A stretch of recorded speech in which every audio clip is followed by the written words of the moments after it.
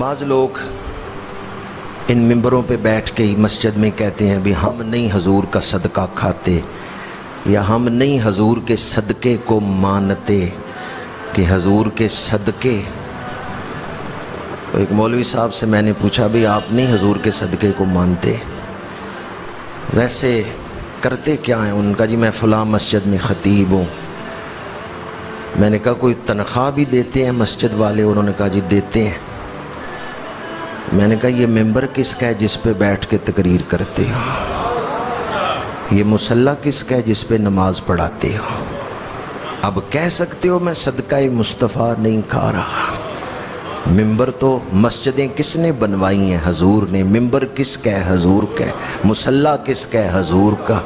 کتنی حیرت کی بات ہے، انسان حضور کا صدقہ کھا بھی رہا ہے اور مانتا بھی نہیں ہے.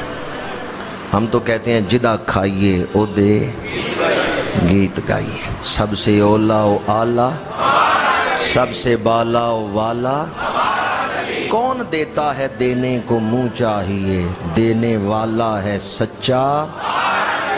سیرت کا ایک پہلو یہ بھی ہے کہ حضور نے مختلف موقعوں پر قرض لیا ہے، پھر وعدے کے مطابق واپس کر دیا. قرض لیا ہے حضور، لیکن خود کسی کو قرض دیا نہیں. حضور نے کسی کو قرض دیا نہیں. آپ کہیں گے رحمت للعالمین ہے اور کوئی قرض مانگنے آئے تو آپ دیتے نہیں. تو فقہا سے پوچھیں بھی قرض کیا ہے؟ وہ مال جو واپسی کی شرط پر دیا جائے اسے قرض کہتے ہیں. وہ مال جو واپسی کی شرط پہ دیا جائے کہ تم نے مجھے واپس کرنے، اسے قرض کہتے ہیں. حضور نے کسی کو قرض نہیں دیا، کوئی مانگنے والا آیا اسے دے ہی دیا، اسے مالک ہی بنا دیا ہے. منگتا تو ہے، منگتا بتا دو جس کو میری سرکار سے ٹکڑا نہ ملا.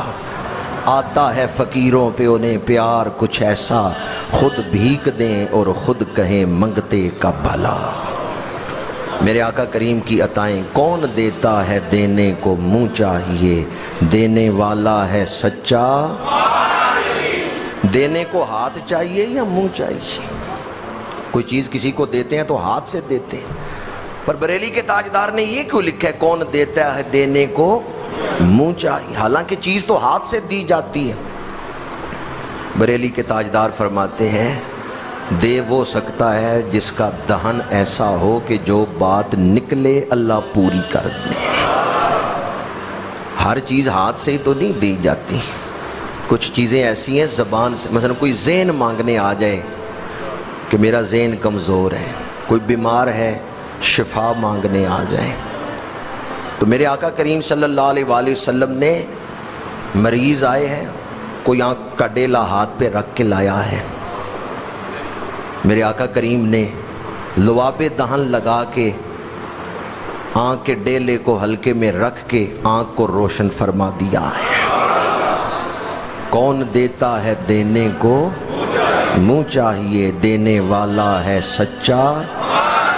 سب سے اولا و اعلیٰ. اچھا صرف نعت کا شعر سمجھ کے نہیں بلکہ استغاثہ سمجھ کے کہ ہم بھی مانگنے والے ہیں. یا رسول اللہ آپ کے دیوانے آئے بیٹھے ہیں، دامنے دل بچھا بیٹھے ہیں، آپ کی دید ہو جائے کب سے محفل سجائے بیٹھے ہیں. آج کا جو موضوع ہے محسن کائنات، اس کا ایک پہلو میں نے آپ کے سامنے بیان کیا، ماضی حال مستقبل. حضور کے احسانات تینوں زمانوں کا احاطہ کیے ہوئے ہیں. دوسرا پہلو، یہ بات آپ نے مثال اکثر سنی ہوگی، مولانا روم نے بھی اس کو لکھا ہے کہ ایک شیر بکریوں کے ریوڑ پر حملہ آور ہوا تو بکریاں دوڑ پڑیں جس طرح کہ بکریاں ڈر کے بھاگتی ہیں. اس ریوڑ میں ایک چھوٹا شیر بھی تھا جو بکریوں میں رہتا تھا. تو جب بڑا شیر حملہ آور ہوا تو وہ چھوٹا شیر بھی ڈر کے نا بکریوں کی طرح بھاگ رہا ہے. بڑا شیر سمجھ گیا کہ یہ بکریوں میں رہ رہ کے بکریوں کی طرح بزدلی ہو گیا ہے. اس بڑے شیر نے بکریوں کو تو چھوڑ دیا، چھوٹے شیر کو پکڑا اور اس کو تالاب کے کنارے لے گیا. اور کہنے لگا تالاب میں اپنی شکل بھی دیکھو میری بھی دیکھو، تم بکری نہیں ہو تم شیر ہو۔ اس نے پہچان کروائی اس کو۔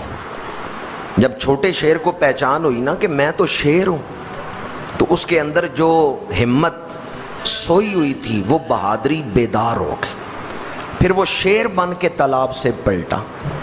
تو مولانا روم نے یہ جو مثال لکھی ہے، آپ نے اس میں مرشد اور مرید کی بات کی ہے کہ مرشد وہ ہے کہ جو مرید کو بتاتا ہے کہ تم دنیا بسانے کے لیے نہیں پیدا کیے گئے، تم رب کی معرفت حاصل کرنے، اللہ کا قرب حاصل کرنے، تم تو کسی اور جہان کے ہو، یہاں تو کچھ کمانے آئے ہو۔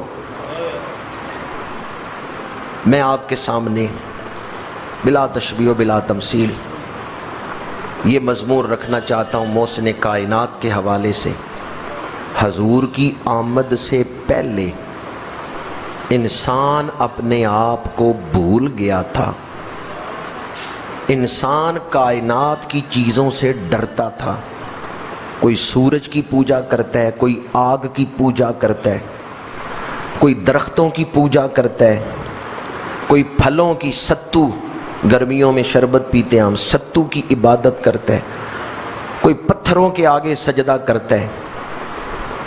میرے آقا کریم تشریف لائے تو انسان کو اس کی پہچان کروائی۔